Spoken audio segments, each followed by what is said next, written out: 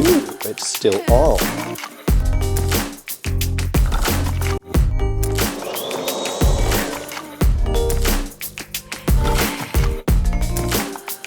Let's start our day with some liquid energy.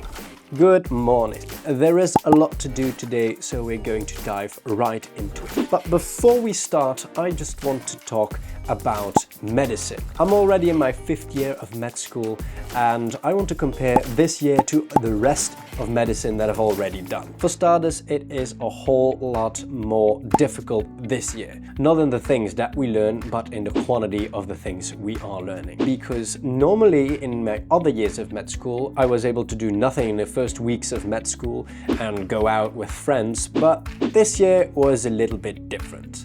And that was because of my master thesis that was due to November. Because I had my master thesis and I also had to do my courses and make a lot of flashcards, I needed to start from day 1 this year, which is totally fine, but it is something to consider.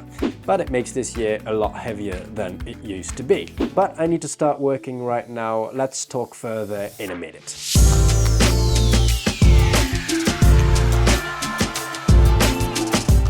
Guess the diagnosis. Alright, I want to introduce something new. Every vlog I want to present a case to you, and it is your duty to try to figure out what a diagnosis is. So let's get right into it. Okay, in this case, a 28-year-old male comes to see me and he is complaining about shortness of breath. Upon exploring his story, he has been to Thailand, and it all started 4 hours after he had returned by flight. After I have explored the story, I asked him about his symptoms, and it turns out he was not only complaining about shortness of breath, but also about right-sided chest pain. It was a sharp pain. If I asked him if it worsened with breathing, he said yes, it does.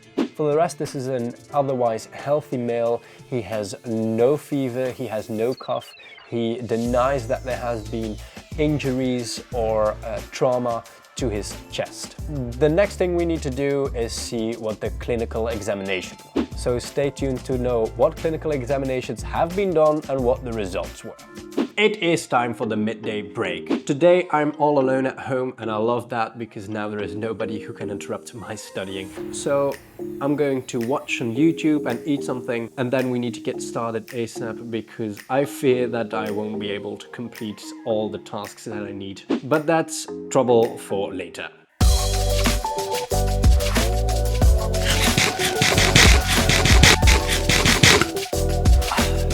Alright, pause is over, but let's first get a coffee and get started again. I'm back at my desk and I have my coffee, so let's get started on working some more. Alright, I'm ready to make another set of flashcards using ChatGPT. If you want to see that, I made a whole video about that. I'll link it in the description.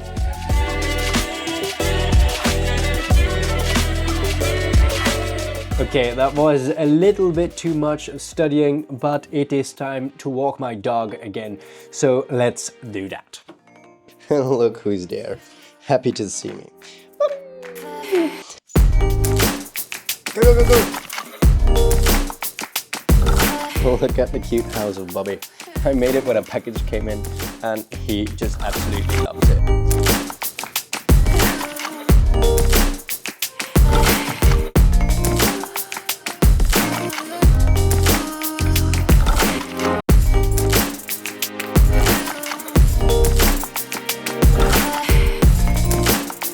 I always walk the same walk because it is more easy and I can just empty my mind, not worrying where I need to go. And Bobby also knows the way, so I don't even need to guide him anymore. The most fun part about walking the same walk is that you can see it change during the seasons.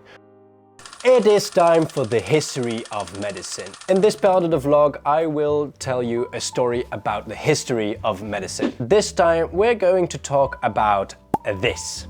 and even Dr. Mike doesn't know what it does. So this thing is nothing more than a mirror, and it was used to introduce light for endoscopy. Endoscopy was invented in 1806 by a doctor called Bozzini. He used these things, these mirrors, to reflect the light into the endoscope so he could actually see what was going on. And that's because in that time there were no artificial lights, so he had to use candlelight that was reflected into that mirror right into the endoscope. Well, literature says it has been invented in 1806. The old Greeks and Romans already did a similar kind of thing, but the earliest version of a real endoscope was invented in 1806. So let's get back to the video. Alright, I just returned from the walk with my dog, and I'm quite happy because I finished the work I needed to do today. So it is around 6 o'clock right now, so I have the full evening for myself alone. My dad is also not coming home tonight. Well, he's coming home, but quite late, so I literally have the house for me alone. So I was talking about how this year of medicine is different to the rest of the years I already had. Another topic about that is that I already have so much theoretical knowledge of medicine, and then this year we're learning about neurology and psychiatry and also about pediatrics. Even though a child is not a small adult, a lot of the diseases are quite similar. What I mean with that is that because I have this background knowledge of medicine, it makes studying the rest of medicine a little more easy. So I'm bragging on about this year of medicine, but we're not even halfway yet. And that's true, but that's another reason why this year is so much different than previous years, because this year is split in two. So in the first half of medicine, I only have the theoretical side. That means the standard way of going to lectures, making exams, and then hopefully succeeding those exams. But the other side of the year is starting my internships. That will be 1 year of doing internships, with each month being on a different discipline. Normally in Belgium, I would say the exams are evenly spread, so it is very doable to study for one exam and after that exam study for the next one. But this year they just crammed it all together, so it makes it a little bit more difficult and it needs a little more planning to be able to study for every course and hopefully succeed for every course. So we've talked about the exams in medicine, but also about my internships, but that combination makes it hard. At this stage, I need to learn theoretical information. And then in 2 months, I hopefully will start using that theoretical information in real practice, in real cases. And I'm really looking forward to those internships. But that makes it more difficult because I'm already thinking about the internships, but I still need to do those exams. But hey, the thing is, I need to get through it, so I might as well do it, because if I fail an exam right now, I will still need to do it later on. So that's not an option, let's just do it right away. Guess the diagnosis, part 2. So some clinical examinations had to be done, and these are the results. If you examine his respiratory rate, you notice that there is a mild respiratory distress, because his respiratory rate is 24 breaths per minute, and it should be under 20. And his saturation is 96% without any oxygen. His heart rate is 98 beats per minute, and his blood pressure is normal.